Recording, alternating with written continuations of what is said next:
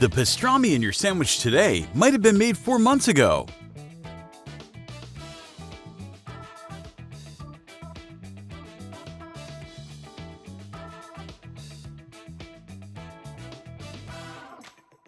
It's still bright red and tender even after sitting in cold storage all that time.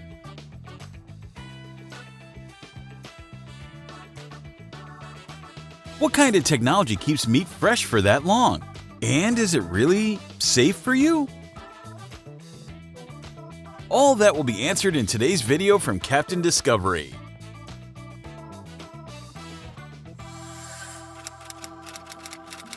Pastrami originated in Eastern Europe and was brought to the United States by Jewish immigrants in the late 19th century. Initially, it was a method of preserving beef using salt and spices, then smoking it for gradual consumption through harsh winters.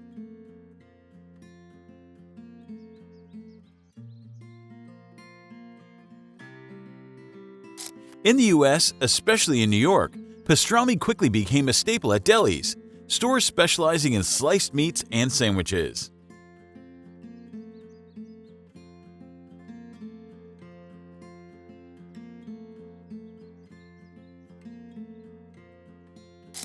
However, as demand grew, traditional methods couldn't keep up, leading to the rise of large-scale pastrami factories, where modern technology and streamlined processes keep meat fresh while producing enough to feed millions daily.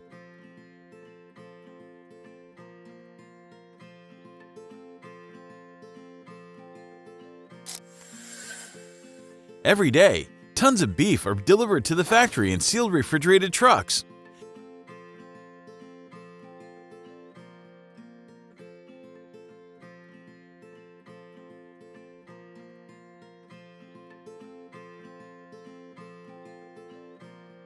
The journey to becoming pastrami begins right at the receiving dock, where each chunk of meat must pass its first test.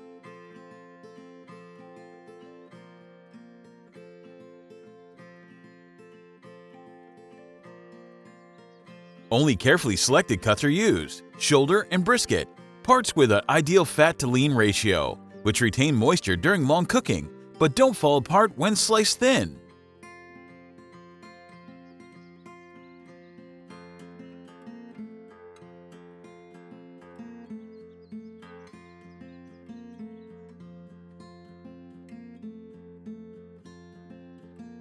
When the last brisket is placed onto a steel tray, it is still raw, but in just a few hours, everything starts to change.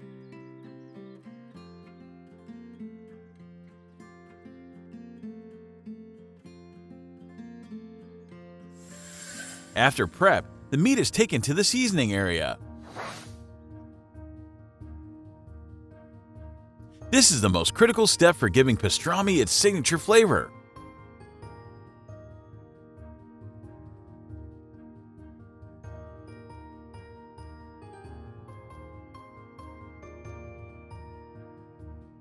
Seasoning is injected into the meat using a machine. Hundreds of tiny needles pump in a brine of salt, sugar, preservatives, and flavorings directly into the muscle fibers. The formula is carefully calculated to be just salty enough, long-lasting without spoiling the meat. Next, the meat goes into a tumbler, a giant tumbler that rotates slowly for several hours.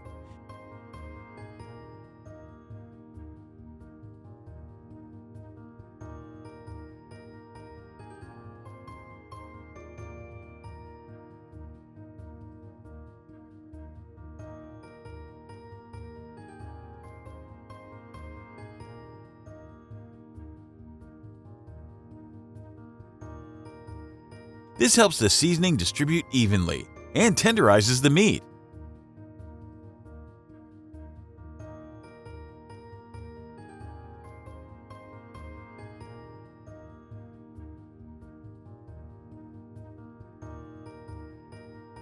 Then a dry rub is applied to the surface: pepper, cumin, coriander, garlic, and mustard. These create the distinct aroma and flavor crust once roasted.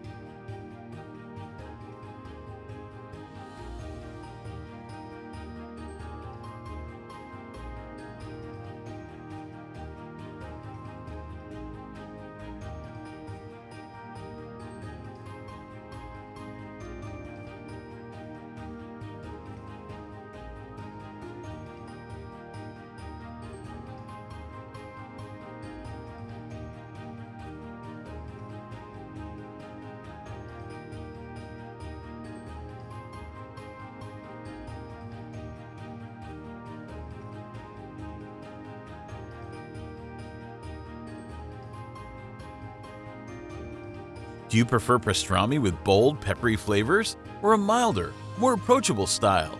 Let me know in the comments.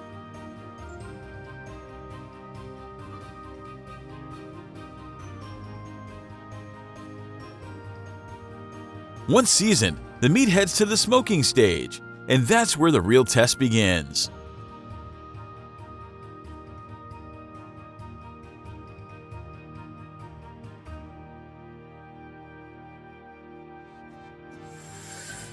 Once fully seasoned inside and out, it's time for smoking, the step that defines pastrami's taste and shelf life. This sealed chamber can hold hundreds of kilograms of meat at once.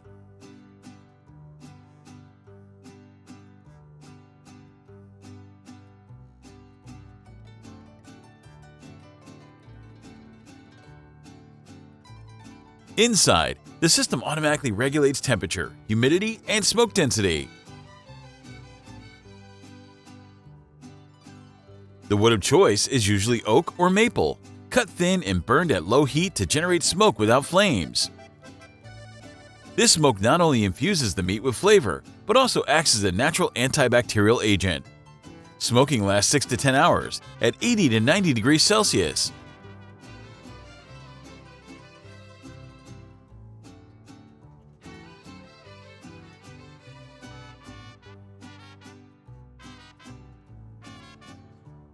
During this process, the meat color changes from bright red to deep brown.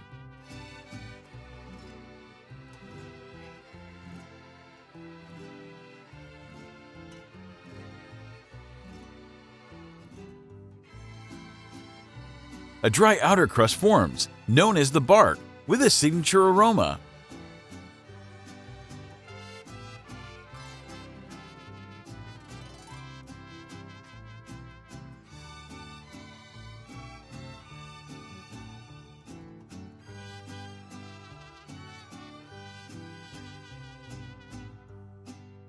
Many consider this the best part of the pastrami.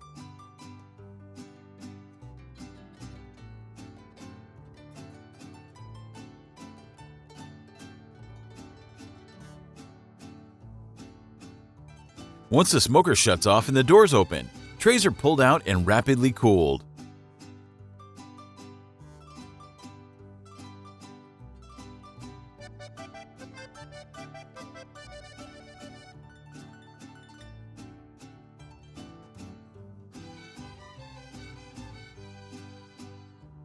As the pastrami slices are skillfully cut thin, straight from the smoker, the fragrant smoke and natural sweetness of the meat instantly fill the air. The slices are then neatly layered onto crisp bread, garnished with a few sprigs of cilantro and a swipe of mustard, creating a pastrami sandwich bursting with aroma and flavor.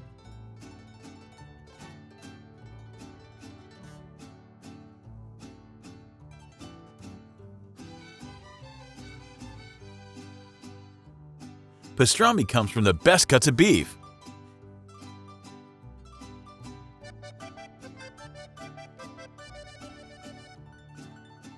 Chitterlings? That's pig intestines.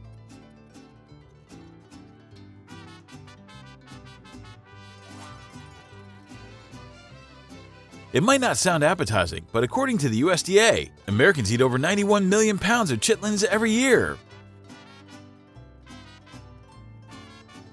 They're a traditional dish in many Southern families, especially around the holidays.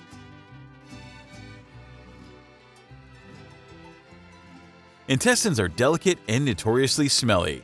So how do factories turn them into something tasty, safe, and ready for supermarket shelves?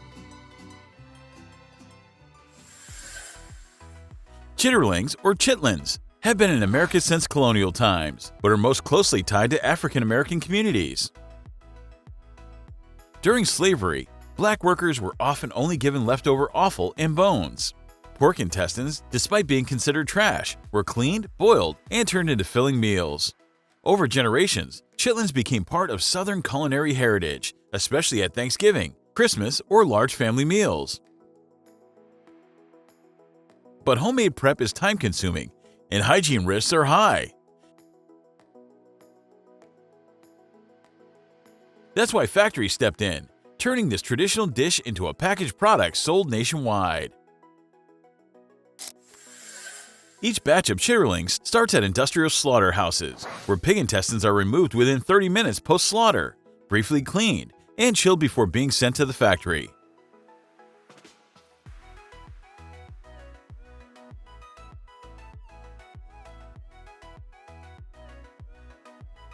There they undergo a thorough quality check before processing.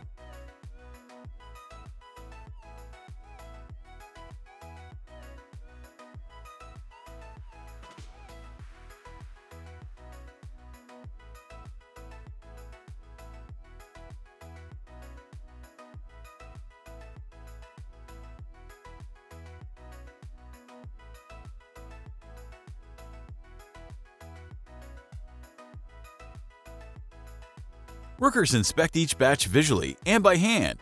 Intestines must be intact, elastic, free of tears, blood clots, or strange odors.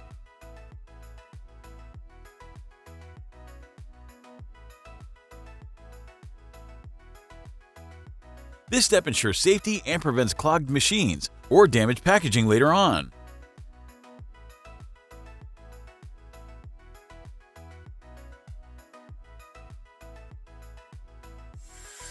A machine with pressurized water jets and rotating shafts inverts the intestines, like turning a sleeve inside out. This is critical since the dirtiest part is inside, and full cleaning requires direct access. Cleaned intestines are boiled in large industrial kettles, holding hundreds of kilograms.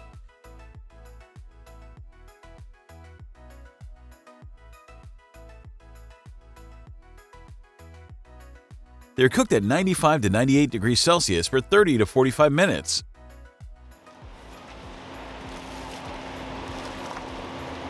The water often contains vinegar, ginger, bay leaves, or salt to help neutralize odors and add a base flavor. Some factories include pressure steaming after boiling to ensure uniform softness, killing remaining bacteria, and reduce consumer cooking time. After boiling, intestines are re-inspected. Overly tough, mushy, or undercooked pieces are discarded.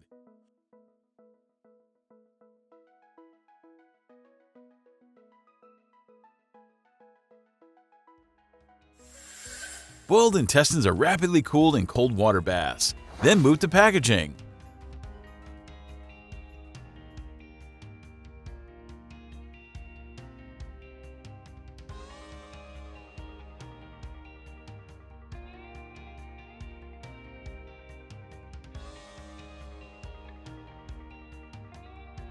There are two main product types.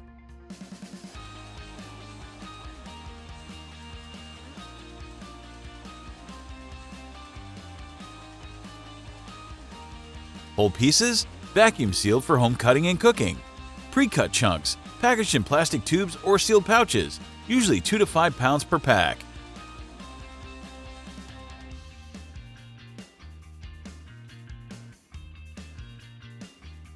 Each package includes batch tracking, expiration dates, storage instructions, and the USDA required label. Cooked thoroughly before eating.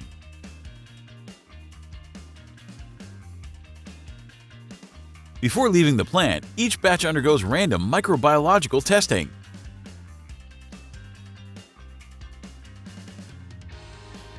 If Salmonella or Listeria exceed limits, the whole batch is destroyed. Corned beef is different. It's considered America's national canned meat.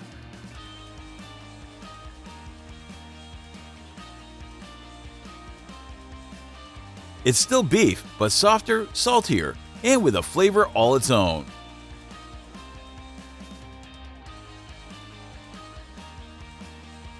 According to the American Meat Association, over 10 billion pounds of beef are processed annually for corned beef in the US alone.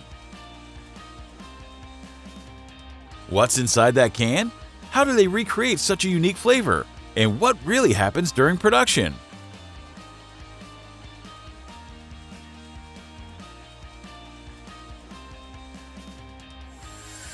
Corned beef isn't an American invention. It originated in Europe, particularly Ireland and England, when salting was the only way to preserve meat for long periods.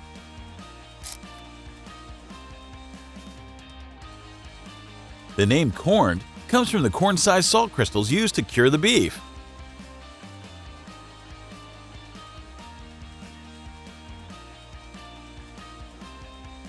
These salt grains help prevent spoilage for weeks or even months, long before refrigerators.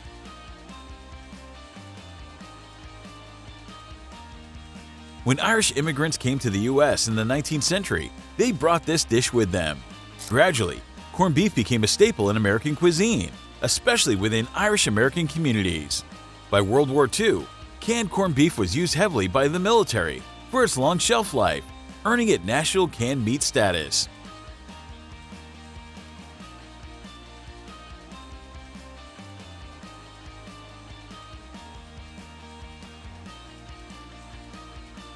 Today, it's not just for St. Patrick's Day. Corned beef shows up in sandwiches, lunchboxes, and fast food menus across the country. When you walk into a corned beef factory, the first thing you see isn't neatly sliced beef like in ads.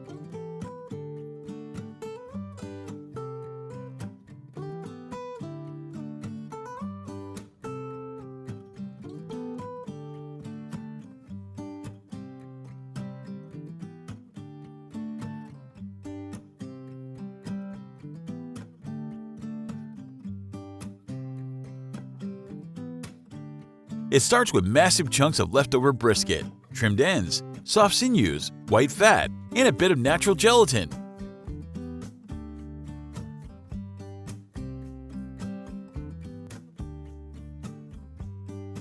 Ingredients are loaded by the batch, 200 to 500 kilograms each, depending on the factory size.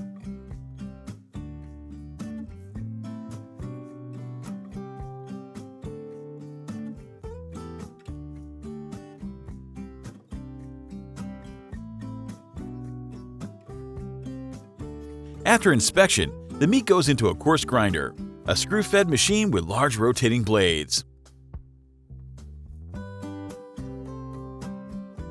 It doesn't pulverize, just chops into small uniform chunks. Each piece is about 2 to 3 centimeters, like beef cubes. This ensures an even mix of lean fat and connective tissue, so no can ends up too dry or too greasy. Then it's moved into giant stainless steel trays, heading for the mixing room, where flavor begins. After grinding, the meat goes straight to mixing, where nearly all flavor is locked in.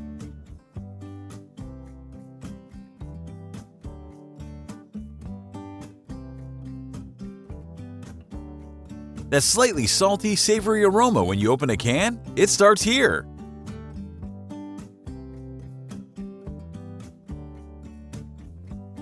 And even if you don't know it, that scent has become a taste memory for millions.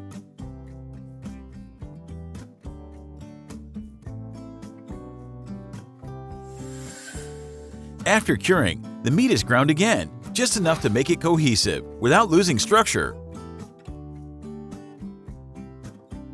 Now it's no longer loose, it's pliable, slightly dry, and doesn't stick to your hands.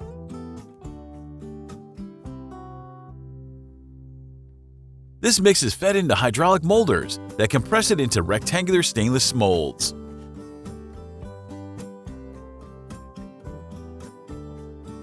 While pressing, the machine gently vibrates to eliminate air pockets, so the final cut won't crumble.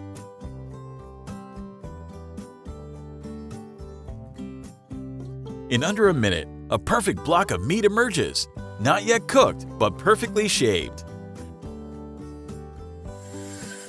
Right after molding, the block is packed into tin cans, compressed again, and sealed by automated machines. Then it goes into a high-pressure sterilizer called a retort. Afterward, cans are rapidly cooled to lock in structure. The final step might seem simple, but any mistake here can ruin a whole batch. Each can is weighed and checked for seal integrity.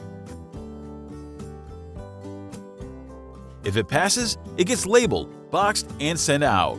From here, it can go to a supermarket, an industrial kitchen, or a military base, anywhere that needs food that's filling, safe, and ready to eat.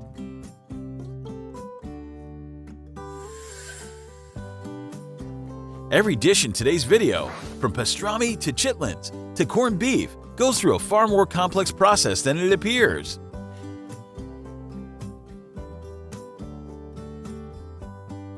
They're made to balance flavor, safety, and long shelf life. Which process impressed you most? Or is there another food you want to learn about?